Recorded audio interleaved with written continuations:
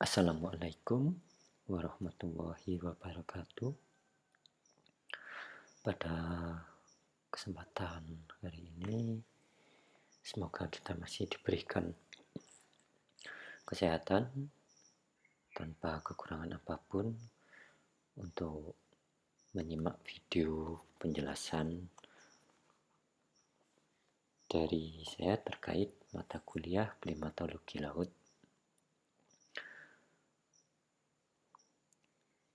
Di video saya sebelumnya kita sudah membahas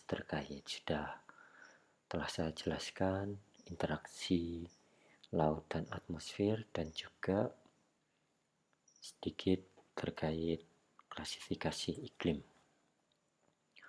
Pada kesempatan kali ini saya akan menjelaskan terkait perubahan iklim, di mana perubahan iklim ini tentunya telah mengalami perubahan. Kita tahu bahwa dari masa ke masa iklim mengalami perubahan, terutama diakibatkan oleh aktivitas manusia seperti urbanisasi, kemudian deforestasi, industrialisasi, dan juga sedikit oleh aktivitas alam seperti pergeseran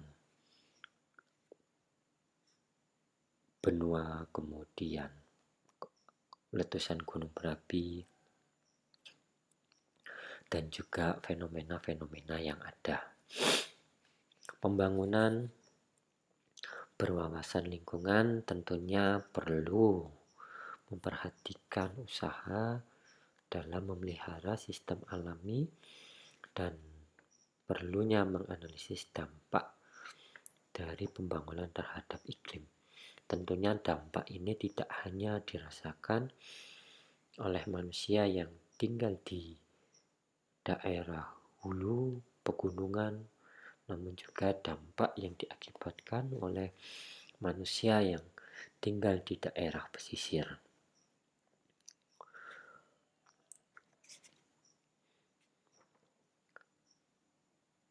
Teori terkait perubahan iklim memang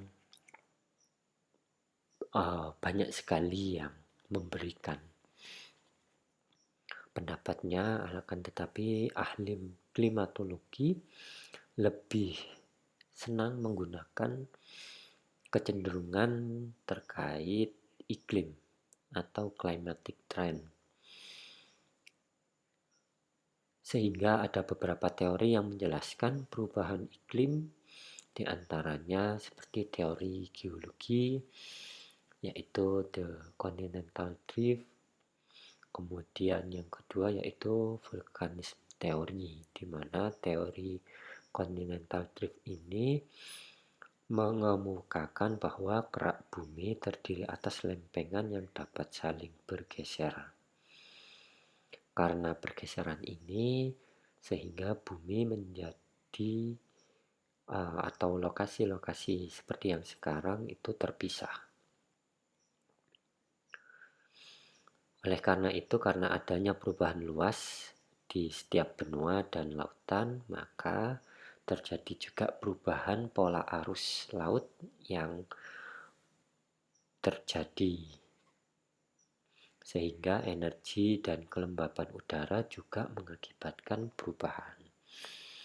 Kemudian teori vulkanisme atau teori gunung berapi ini lebih menekankan pada injeksi partikel debu ke dalam lapisan atmosfer, terutama ke lapisan troposfer atas dan stratosfer yang menghamburkan radiasi matahari yang datang, sehingga radiasi sinar matahari yang datang dihamburkan tidak langsung masuk ke dalam lapisan atau permukaan bumi,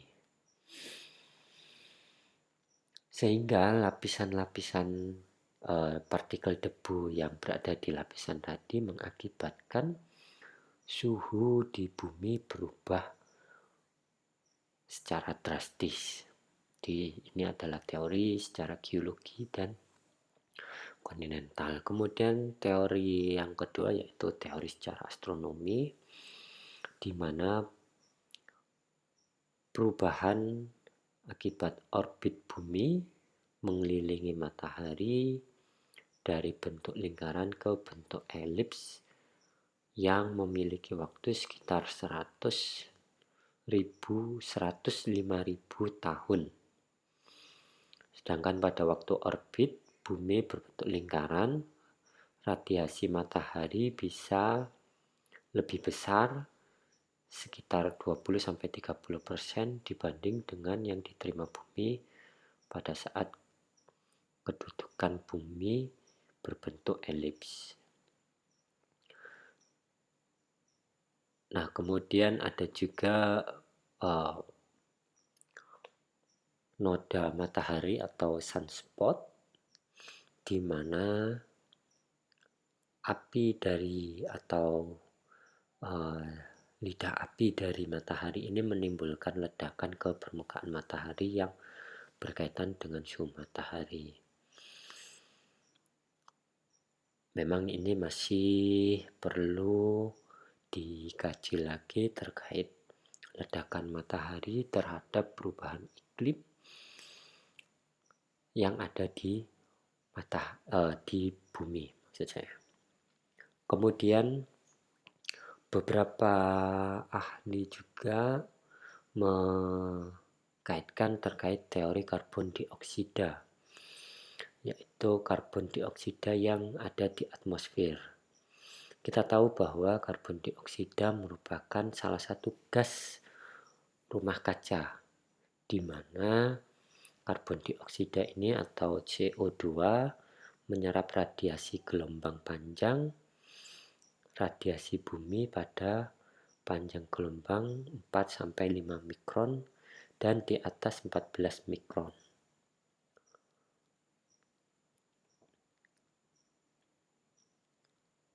Kemudian karbon monoksida atau CO merupakan bentuk karbon sebagai hasil pembakaran bahan bakar fosil yang tidak sempurna. Sedangkan karbon dioksida merupakan bentuk akhir karbon sebagai hasil bahan bakar fosil yang sempurna. Sehingga bisa dibedakan karbon monoksida dan karbon dioksida. Tentunya karbon dioksida dalam beberapa literatur dijelaskan ini tidak beracun, tidak berbau, dan tidak berwarna. Akan tetapi memiliki waktu tinggal di atmosfer sekitar 4-5 atau bahkan lebih di 4-5 atau bahkan lebih tahun. Jadi lebih lama untuk tempat waktu tinggalnya. Karbon dioksida atau CO2 ini juga merupakan salah satu pencemar di udara karena karbon dioksida merupakan salah satu faktor yang penting penyebab perubahan iklim bumi. Sehingga beberapa ahli memperkirakan bahwa perubahan iklim bumi ini banyak disebabkan oleh peningkatan konsentrasi CO2. Berikutnya adalah dampak dari perubahan iklim terhadap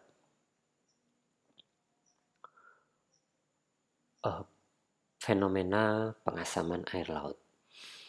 Pengasaman air laut atau ocean acidification merupakan proses meningkatnya CO2 di atmosfer, yaitu terhadap konsentrasi karbon dioksida di lautan melalui proses interaksi air atmosfer dan lautan. Jadi sudah dijelaskan di video saya sebelumnya terkait interaksi atmosfer dan lautan. Maka di penjelasan ini kita lebih paham, semoga lebih paham lagi bahwa karbon dioksida yang kita hasilkan yang mengendap di atmosfer akan menjadikan atau mengakibatkan laut juga menyimpan, membuat storage tersimpan juga berakibat terhadap laut. Jadi karbon dioksida yang kita hasilkan tidak hanya mencemar udara, tapi juga akan menjadi pencemar di laut. Karena dengan adanya interaksi antara atmosfer dan laut akan mengakibatkan laut juga tercemar, sehingga muncullah fenomena ocean acidification atau pengasaman air laut. Selanjutnya yaitu sistem karbonat, tentunya dari karbon dioksida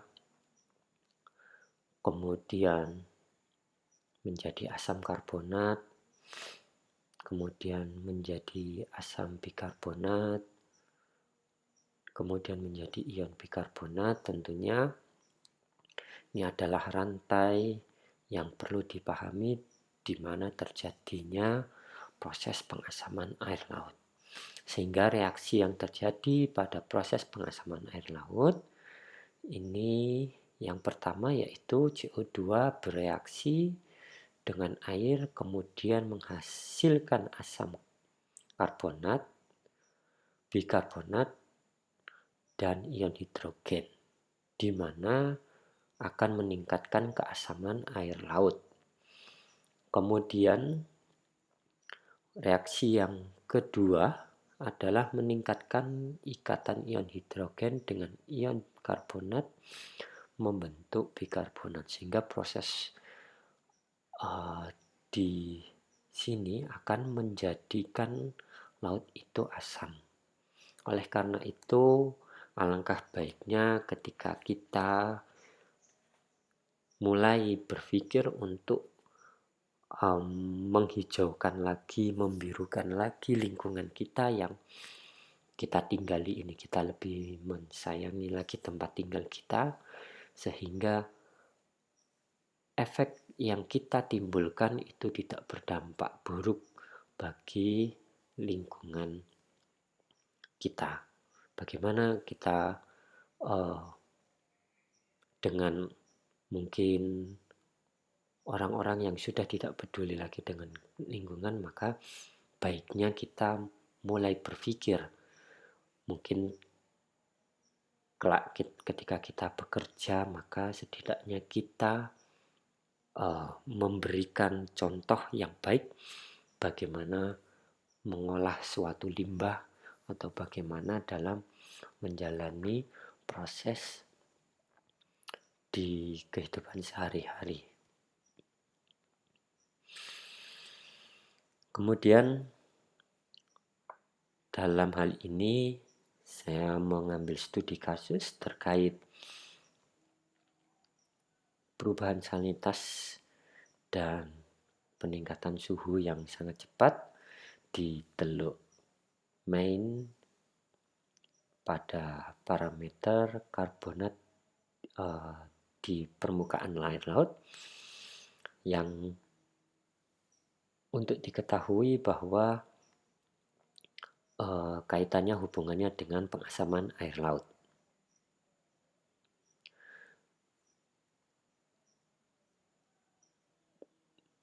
Di abstrak ini bisa teman-teman baca dan juga bisa dipahami lebih lanjut bahwa yang poin-poin atau yang bisa kita pahami sejenak atau sekilas terkait untuk memahami jurnal tersebut.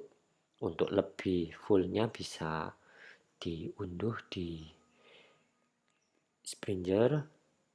Kemudian dari sini saya hanya akan membahas sedikit terkait abstraknya, dan harapannya dari abstrak ini kita bisa memahami lebih terkait jurnal tersebut dengan kaitannya materi kita, yaitu terkait pengasaman air laut. Bahwa di Teluk Maine dalam beberapa tahun terakhir terjadi peningkatan suhu permukaan laut yang terekam dalam beberapa 150 tahun terakhir. Sehingga apa yang menyebabkan ini menyebabkan kenaikan suhu permukaan air laut, yaitu terkait perubahan iklim. Dengan adanya kenaikan suhu permukaan laut, maka CO2 atau karbon dioksida berdampak juga terhadap sistem karbonat tersebut di permukaan. Ini adalah mengambil sampel di permukaan. Nah, dari jurnal ini juga, maka ketika melakukan analisa atau pengukuran analisa terhadap karbon dioksida di permukaan, maka yang perlu diukur adalah suhu permukaan air laut, kemudian juga salinitasnya. Kemudian karena kedua parameter tersebut adalah tentunya saling berkaitan. Untuk karbon dioksidanya kita bisa analisa di laboratorium. Kemudian tentunya juga pH. pH ini juga menjadi salah satu tolak ukur terhadap pengaruh pengasaman air laut. Dari hasil pada jurnal ini dilakukan analisa ke belakang untuk salinitas dan suhu permukaan lautnya selama 34 tahun dari tahun 1981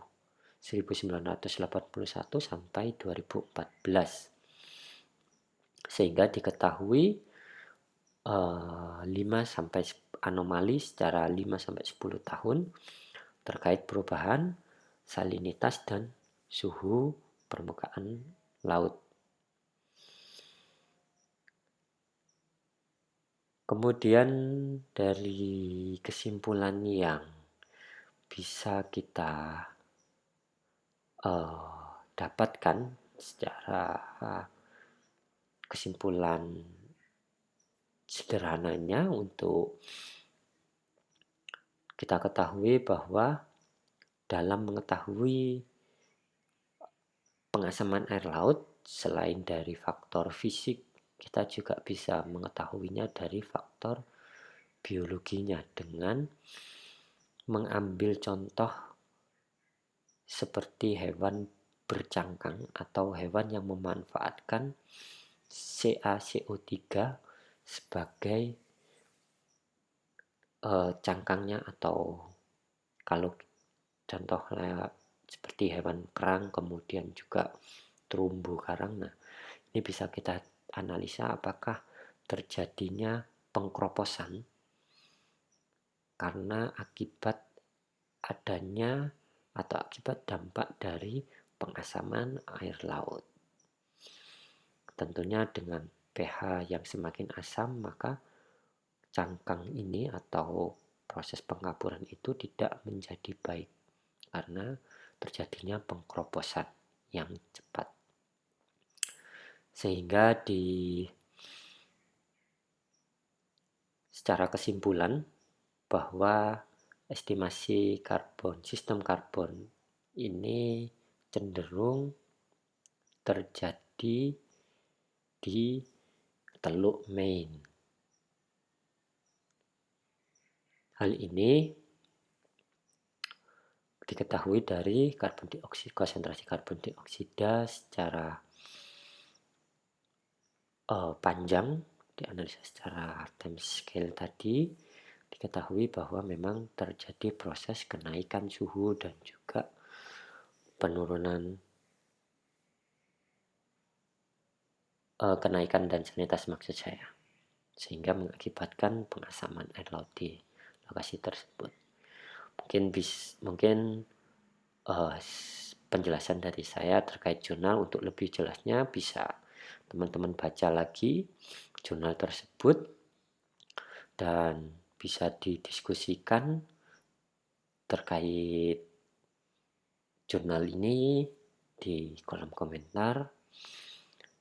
Untuk video dari saya penjelasan terkait pengasaman air laut dan hubungannya dengan perubahan iklim, saya cukupkan.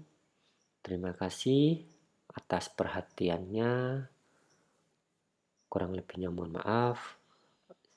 Assalamualaikum warahmatullahi wabarakatuh.